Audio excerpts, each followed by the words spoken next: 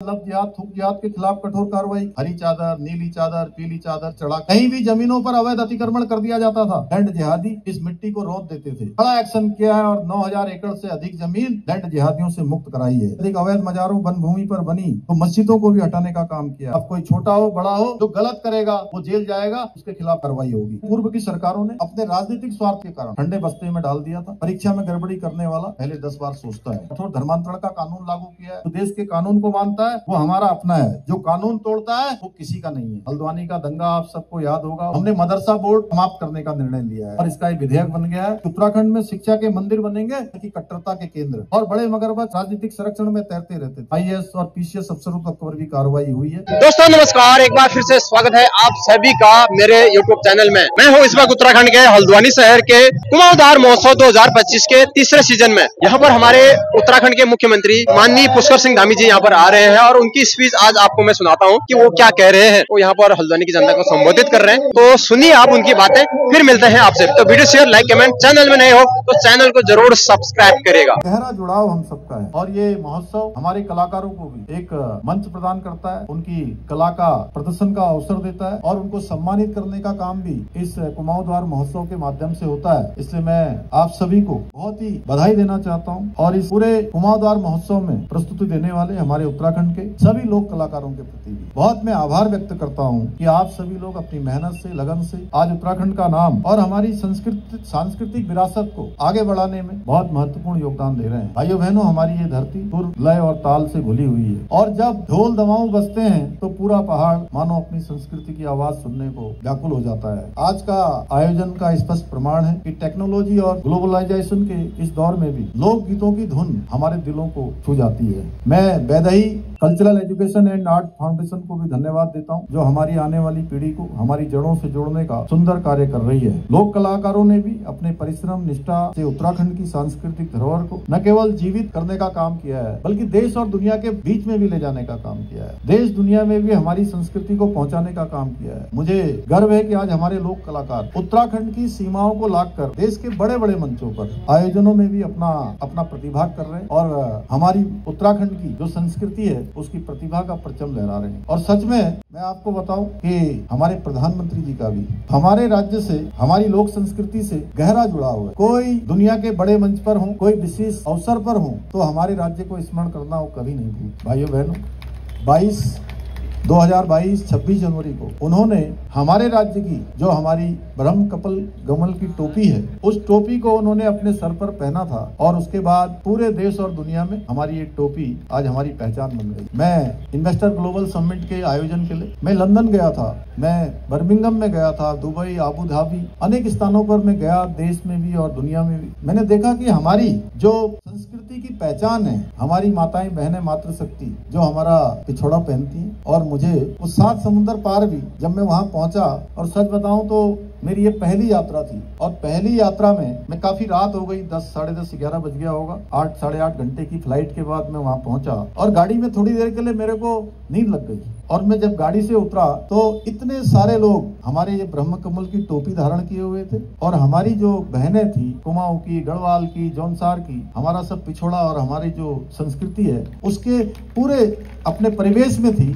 और मैं थोड़ी देर के लिए सच में भूल गया कि मैं उत्तराखंड जो हमारा ये यूके है, इसको भी यूके कहते हैं, मैं अपने वाले यूके में हूँ कि ये मैं यूनाइटेड किंगडम में हूँ। इस प्रकार का एक अद्भुत दृश्य मैंने देश की सीमाओं के बाहर भी देखा है। हम लोक भाषाओं और संस्कृति के संरक्षण और संवर्धन के लिए निरंतर काम कर रहे हैं। प्रत्येक 6 माह में अपने प्रदेश के लोक कलाकारों की सूची भी तैयार कर रहे हैं। उससे हमें जहाँ एक और लोक कलाकारों को सत्यापित करने में सहायता मिल रही है, हम उनकी सहायता भी कर पा रहे हैं। इस सूची में कोरोना काल के दौरान लगभग 3200 सूचीबद्ध कलाकारों को प्रतिमाह 2000 रुपए की आर्थिक सहायता भी प्रदान की गई थी। इसके अलावा अपना लोक कला के क्षेत्र में अपना जीवन समर्पित करने वाले 60 वर्ष से अधिक आयु के वृद्ध अस्वस्थ लोक कलाकारों को प्रतिमाह 3,000 रुपए की पेंशन भी प्रदान कर रहे हैं। यही नहीं, हमारी सरकार लोक कला और संस्कृति को सहेजने और उसको नई पीढ़ी को स्थानांतरण करने के लिए गुरु शिष्य परंपरा के अंतर्गत 6 महीने का लोक प्रशिक्षण कार्यशालाओं का आयोजन भी कर रही है। इन्हीं कार्यशालाओं के माध्यम से युवा पीढ़ी को हमारी पौराणिक संस्कृति की महत्ता, उसकी समृद्ध परंपराओं के प्रति जागरूक किया जा रहा है। हम लोग सांस्कृतिक धरोहरों की लिपियों को प्रकाशित करने के लिए आर्थिक सहायता भी प्रदान कर रहे हैं। हम आर्ट गैलरियों की स्थापना भी कर रहे हैं, जिनके माध्यम से सांस्कृतिक धरोहरों को सुरक्षित और विकसित करने में सहायता मिल रही है। इतना ही नहीं, हमारी सरकार साहित्य और संस्कृति के संरक्षण के लिए और उनके प्रोत्साहन के लिए भी निरंतर कार्य कर रही है। हमने जहां एक और उत्तराखंड साहित्य गौरव सम्मान, साहित्य भूषण, लाइफ टाइम अचीवमेंट पुरस्कार के माध्यम से उत्कृष्ट साहित्यकारों को हम सम्मानित भी कर रहे हैं। वहीं हिंदी सहित विभिन्न भाषाओं में ग्रंथ प्रकाशन हेतु साहित्यकारों को अनुदान भी प्रदान कर रहे हैं। स्थानीय बोलियों और भाषाओं को संरक्षण के लिए हम सतत प्रयास कर रहे हैं, ताकि आने वाली पीढ़ियां हमारी समृद्ध भाषाई विरासत से जुड़ी रहें। भाइयों बहनों, पलायन हमारे राज्य की बहुत बड़ी समस्या है और इस गंभीर समस्या के निराकरण के लिए भी हम निरंतर प्रयास कर रहे हैं। इस पलायन को रोकने के लिए नौकरियों के सृजन का करने के साथ स्वरोजगार को बढ़ाने का प्रयास भी कर रहे हैं। इसमें हमारी मातृशक्ति बहुत बड़ा योगदान कर रही है। और मैंने आज दिन में भी कहा, आप सबके समक्ष भी मैं उसको दोहराना चाहता हूं कि हमारे प्रधानमंत्री जी ने 5 नवंबर 2021 को उनके मुंह से बाबा शिव के धाम केदार धाम में ये शब्द निकले थे और उस शब्द कोई सामान्य शब्द नहीं थे, वो शिव रूपी शब्द थे कि 21वीं सदी का तीसरा दशक उत्तराखंड का दशक होगा। और मैं पूरे विश्वास के साथ कह सकता हूँ, पूरे उत्तराखंड के अंदर जाने के बाद और जिस प्रकार से हमारी माताएं, हमारी बहनें आज कम साधनों में, संसाधनों में, अनेक चुनौतियां उनके पास होने के बाद जिस प्रकार के उत्पादों का निर्माण कर रही हैं, तमाम प्रकार का जो गुणवत्तापूर्ण प्रोडक्ट आज देश को और दुनिया को उपलब्ध करा रही हैं। सच में जो ये दशक, उत्तराखंड का दशक, जिसके बारे में हमारे प्रधानमंत्री जी ने हमारे अंदर ऊर्जा और प्रोत्साहन भरने का काम किया है, उसको बनाने का काम, उस क्रांति की मुख्य वाहक, उस क्रांति के अग्रदूत कोई बनेगा, जिसमें सबसे बड़ी भूमिका अगर किसी की होगी तो हमारी माताओं बहनों की होगी, उत्तराखंड की महिला शक्ति की होगी।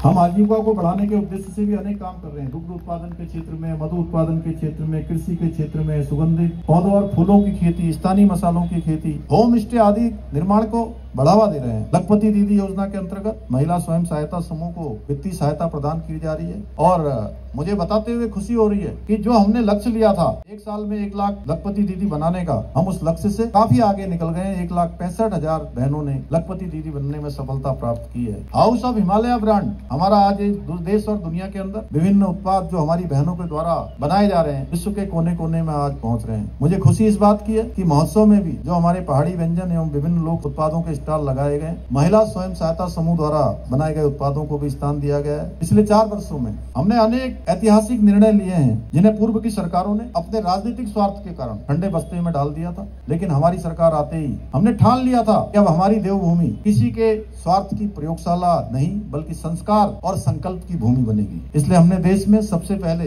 समान नागरिक संहिता का कानून लागू करने का निर्णय लिया, जिसमें प्रमुख रूप से राज्य की महिलाओं का सशक्तिकरण होगा, सभी को समान रूप से न्याय मिलेगा। इसके अलावा हमारे युवाओं के भविष्य से खिलवाड़ करने वाले नकल माफियाओं के खिलाफ भी नकल विरोधी कानून लागू किया और ऐसा प्रहार किया कि अब कोई भी परीक्षा में गड़बड़ी करने वाला पहले 10 बार सोचता है। पिछले दिनों एक व्यक्ति ने भर्ती परीक्षा में हरिद्वार में नकल करवाने का प्रयास किया, परंतु हमने छात्रों की मांग पूरी की, परीक्षा को रद्द करने का काम किया। वहीं सीबीआई जांच की संस्तुति भी प्रदान की है। इसमें थोड़ी देर अवश्य हुई, जिससे छात्रों को परेशानी हुई, जिसका मुझे खेद भी है, परंतु इस संबंध में हम कोई भी निर्णय जिसमें हमारे भविष्य के कर्णधार उदयमान छात्रों का, हमारे युवाओं का भविष्य जुड़ा था, हमारे बच्चों का भविष्य जुड़ा था, इसलिए जल्दबाजी में हम निर्णय नहीं ले सकते थे, क्योंकि बहुत से छात्रों के भविष्य का सवाल था। इसलिए इसमें पूरी प्रोसेस को फॉलो करना आवश्यक था। सख्त नकल का एक कमाल है कि पिछले 4 वर्षों में 25,000 से अधिक नियुक्तियां अभी तक संपन्न हो चुकी हैं और एक में भी किसी में नकल का मामला नहीं आया है। और कल हम 1,500 और जो सफल अभ्यर्थी हैं उनको हम कल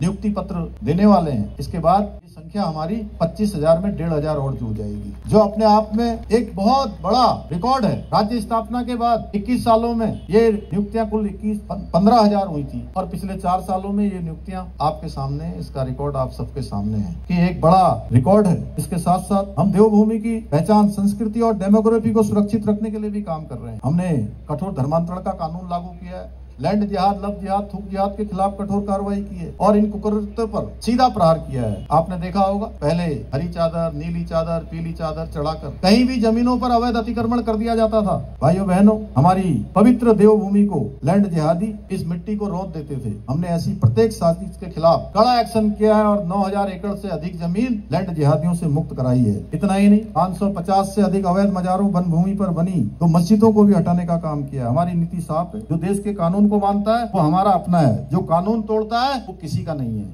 आम लोगों को, आप लोगों को पता है हल्द्वानी का दंगा आप सबको याद होगा। उस दंगे के बाद हमने दंगों की राजनीति करने वालों को भी कड़ा सबक सिखाने का काम किया और सख्त दंगारोधी कानून बनाकर तय किया कि अब दंगों में होने वाले नुकसान की भरपाई जनता से नहीं बल्कि उन्हीं दंगाइयों से सुनिश्चित की जाएगी जो दंगा करेगा। भाइयों बहनों, अभी हम जल्दी नया कानून भी लेकर आए हैं। हमने मदरसा बोर्ड समाप्त करने का निर्णय लिया है और इसका एक विधेयक बन गया है। 1 जुलाई 2026 के बाद अब राज्य में वही मदरसे संचालित हो पाएंगे जो हमारे शिक्षा बोर्ड के द्वारा जिनमें जो चिन्हित जो हमारा पाठ्यक्रम है वो पाठ्यक्रम पढ़ाएंगे, क्योंकि हम शिक्षा के नाम पर किसी भी बच्चे के भविष्य के खिलवाड़ नहीं कर सकते। इसके अलावा हमने 230 से भी अधिक मदरसे बंद कराकर साफ संदेश दिया है कि उत्तराखंड में शिक्षा के मंदिर बनेंगे न कि कट्टरता के केंद्र। हमारा उद्देश्य हर बच्चा ज्ञान, विज्ञान और संस्कारों से जुड़े, न कि 500 साल पुरानी कबीलाई सोच की जंजीरों से जकड़ा रहे। इसी प्रकार हमने ऑपरेशन कालनेमी चलाया और पूरे देश के अंदर उत्तराखंड पहला ऐसा राज्य है जहाँ सनातन के रास्ते पर आने वाले, सनातन संस्कृति को नुकसान पहुँचाने वाले,